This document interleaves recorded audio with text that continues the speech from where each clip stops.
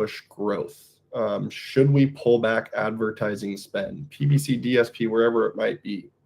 Do we scale certain ASINs that are more profitable? Do we have to retime promotions, whether it's outside of marquee events or a national promo schedule in general?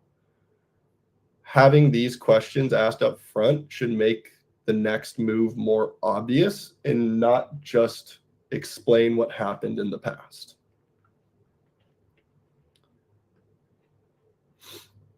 So if decision first analytics makes sense, the obvious question here is, why don't more 1P teams already have it?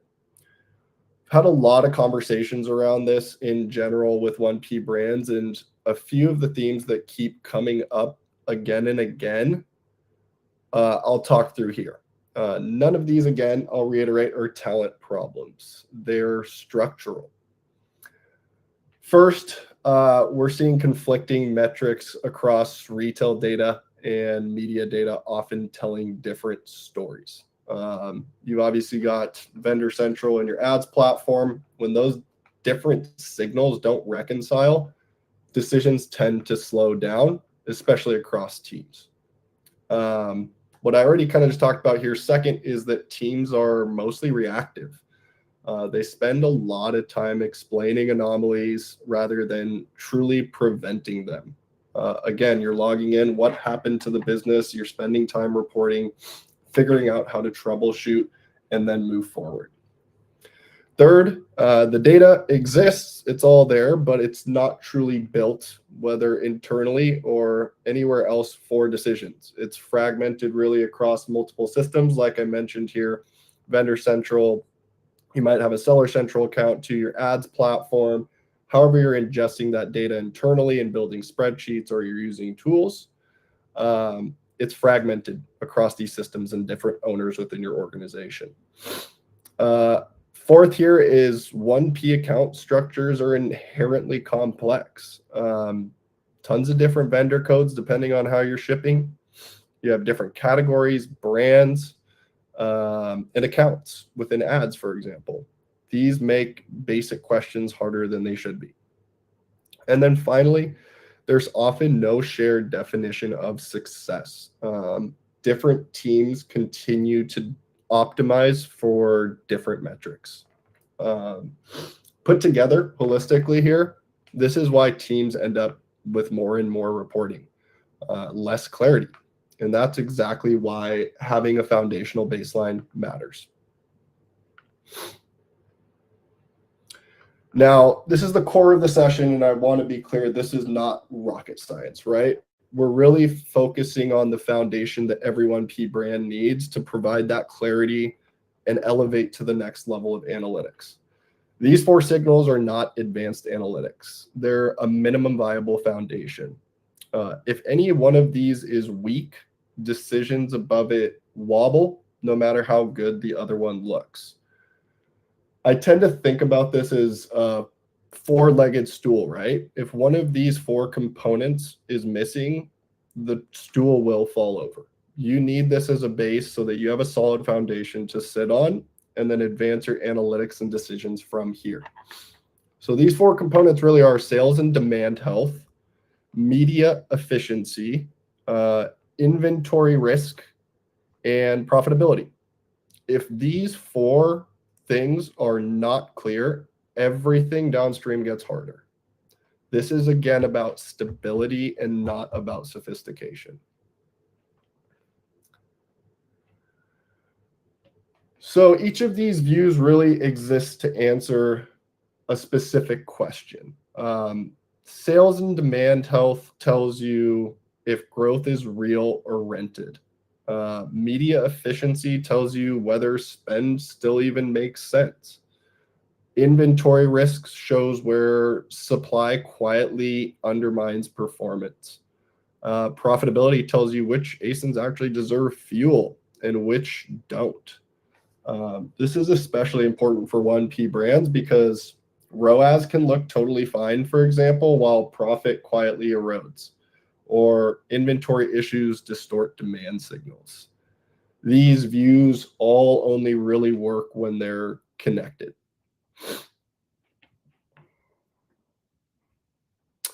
So this slide here is about sequence.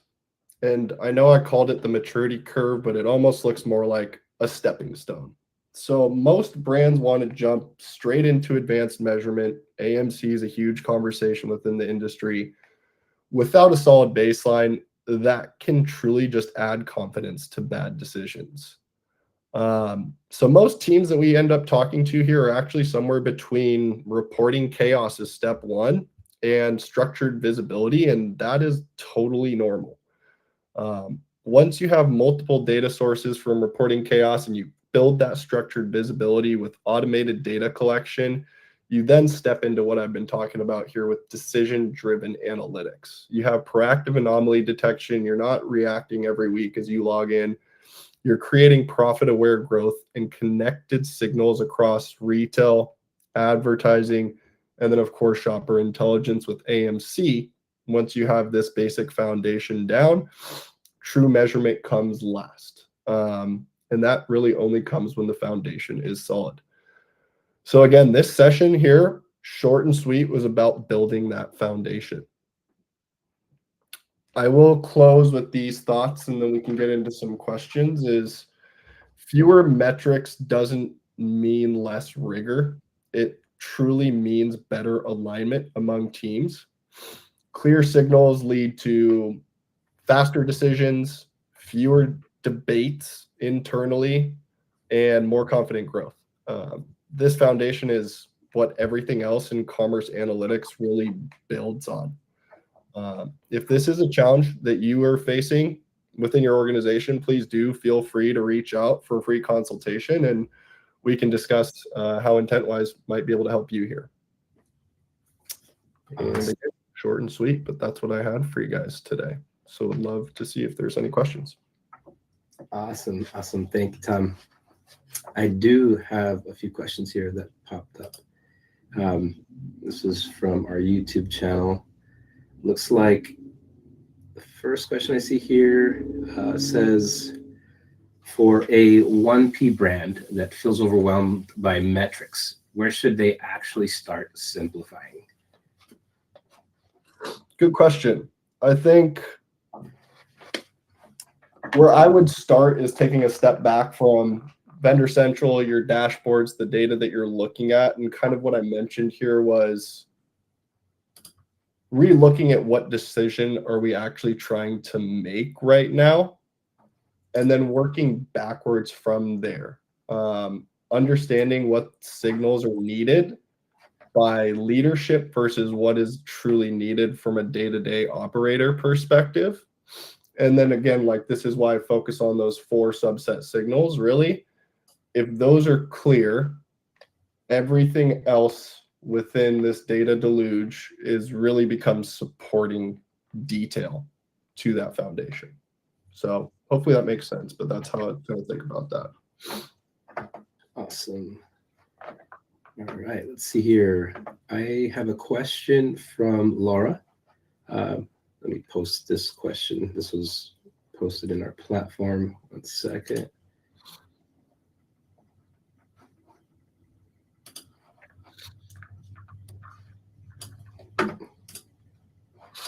Looks like the question is demand health was noted a few times.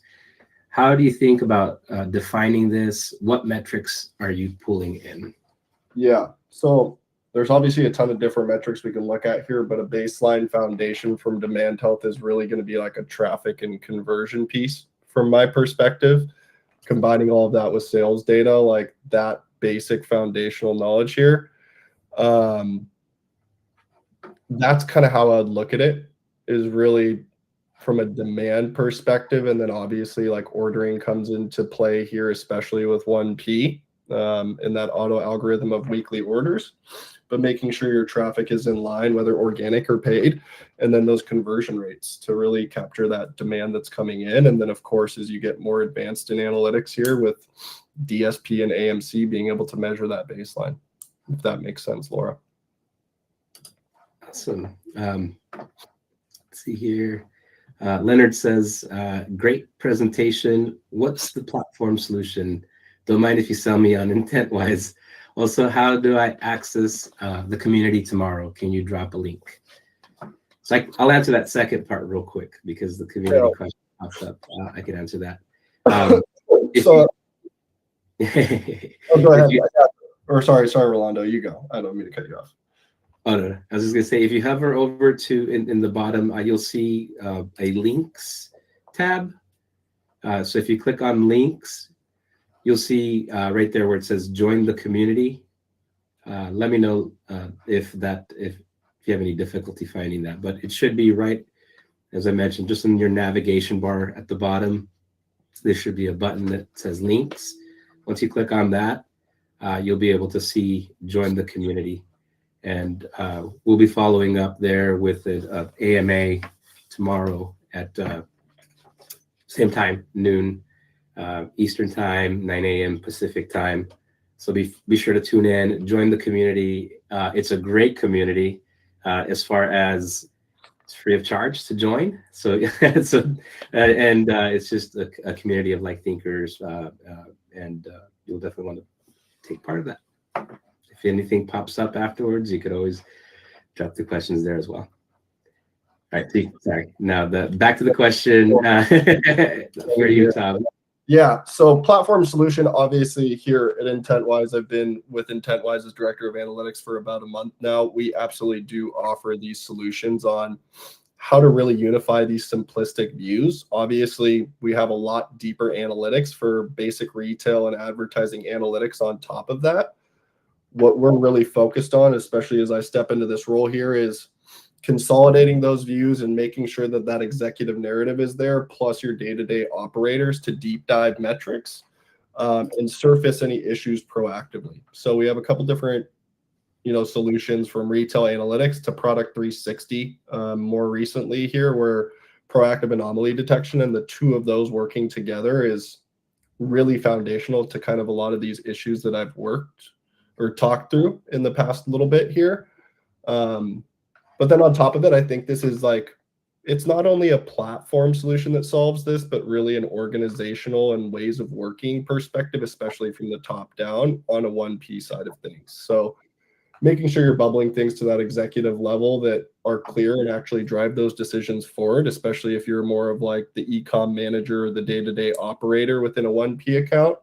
What are those questions you need to be asking, those core baseline metrics and like those views to truly go to your executive leadership and say, hey, I need more budget for this, or this product probably doesn't make sense within our account because it's draining our net PPM and we're making zero money on it. Whatever that story might be.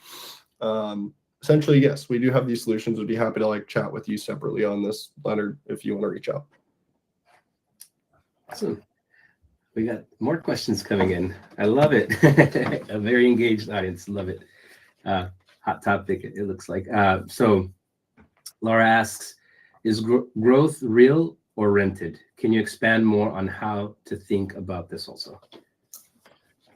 Yeah, it's a good question. What are the effects of promotions, for example? Are we drastically increasing our ad spend? Are we price matching or promoting our products significantly where, yes, we're going to see a short-term growth lever, but what does that actually do for longer tail growth consistency? And whether that's at a category level or sub-brand ASIN, whatever that might be. Being rented here from my perspective and how I was looking at this is, what are those levels from that baseline foundation? Where is that growth longer term and sustainable with this baseline versus just seeing a quick win, whether that's seasonality or, again, increasing ad spend drastically or implementing a new DSP campaign or whatever it might be that might give you a short-term spike within this. That's what I kind of signal as rented versus having this baseline foundation and seeing that steady growth over time without a plateau. And there's so many different things that come into this as well, Laura. Happy to discuss that separately with you too, but that's kind of where I was going with real or rented. Awesome.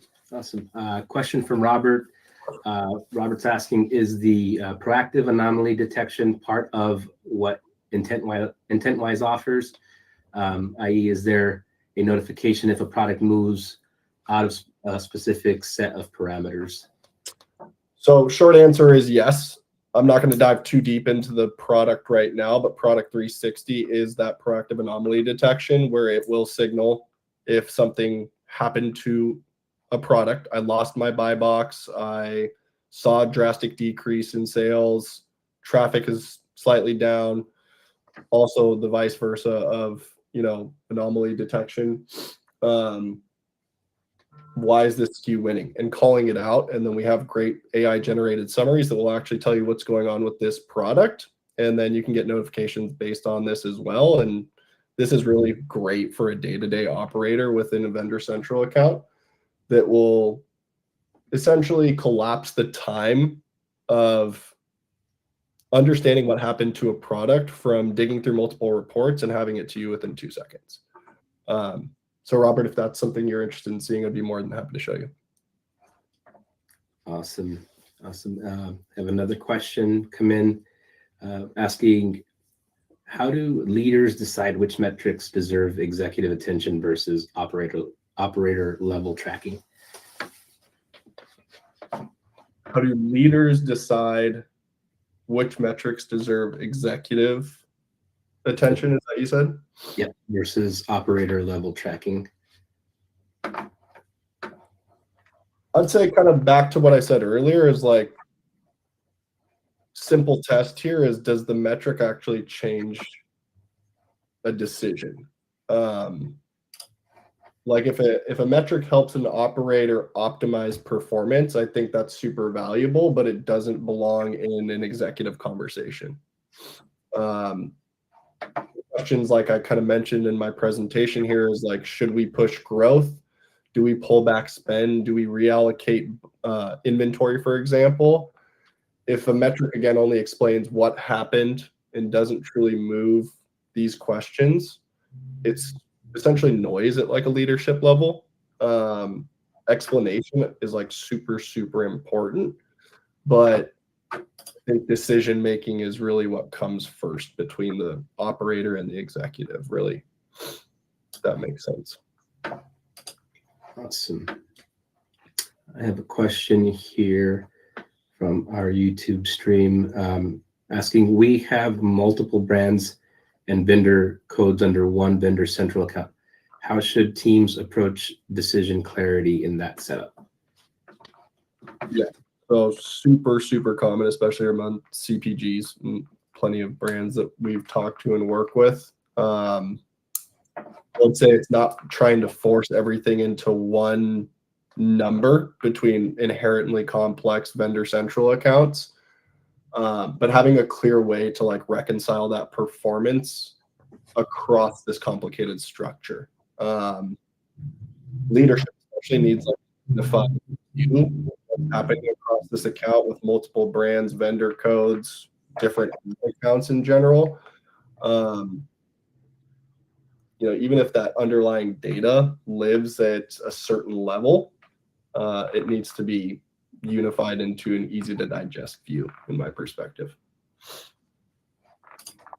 Awesome. Let me see here. If there's any from our live stream platform.